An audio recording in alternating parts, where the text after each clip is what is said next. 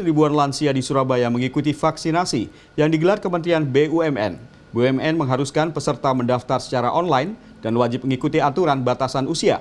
Para lansia mengaku cenderung memilih proses yang lebih cepat, terutama agar keselamatan mereka terjamin. Sama seperti proses vaksinasi di puskesmas, kesehatan lansia calon penerima vaksin oleh Kementerian BUMN akan diobservasi dulu oleh tim medis. Kalau lolos, maka para lansia akan diarahkan memasuki bilik vaksinasi. Beberapa lansia yang ditemui usai vaksinasi mengeluhkan lamanya pemanggilan oleh puskesmas di kota masing-masing. Meskipun sebenarnya mereka tidak keberatan untuk divaksin di puskesmas, para lansia cenderung memilih proses yang lebih cepat, terutama agar keselamatan mereka terjamin. Karena di puskesmas ada ribet, jadi harus daftar per RT.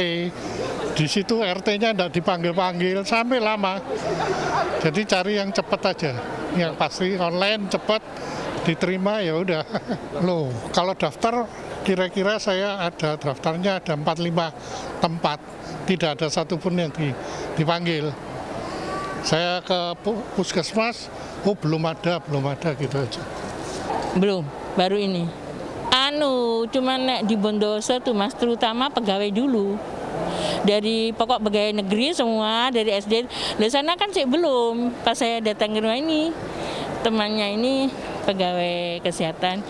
Daftar ngeriki Bu, kesuwen yang Bondoso, daripada nanti ada apa gitu.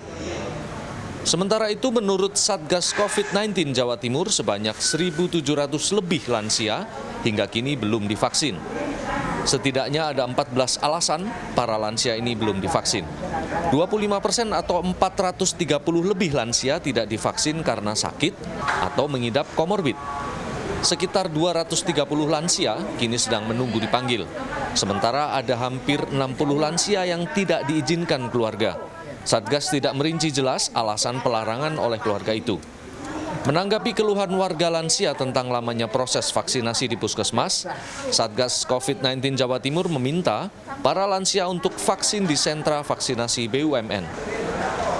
Ini menggandeng berbagai macam komunitas-komunitas panti-panti jompo yang mereka banyak lansianya. Seperti saat ini, seperti panti-panti jompo, terus Yayasan Bersama Indonesia Sehat, NUMSA, dan komunitas-komunitas lainnya yang mereka bisa memobilisasi lansia. Sehingga harapannya kita bisa membentuk suatu sistem gotong royong. Baik itu pemerintah jalan, sentra vaksinasi BUMN menjadi lokasinya, dan komunitas ini yang akan membawa lansia-lansia itu ke sentra vaksinasi BUMN. Dalam sehari BUMN mengeklaim dapat memvaksin hingga 5.000 lansia. Maka selama 5 hari sejak pertama kali dimulai, sebanyak sekitar 25.000 lansia berhasil divaksinasi. Vaksinasi ini diadakan selama 2 bulan untuk lansia di atas usia 60 tahun. Agenda diadakan mulai akhir Maret sampai akhir Mei 2021. Berdasarkan data Kementerian Kesehatan, secara nasional, lansia sudah divaksin sebanyak 40 juta jiwa lebih. Andreas Wicaksono, Didin Iswandani, Surabaya, Jawa Timur.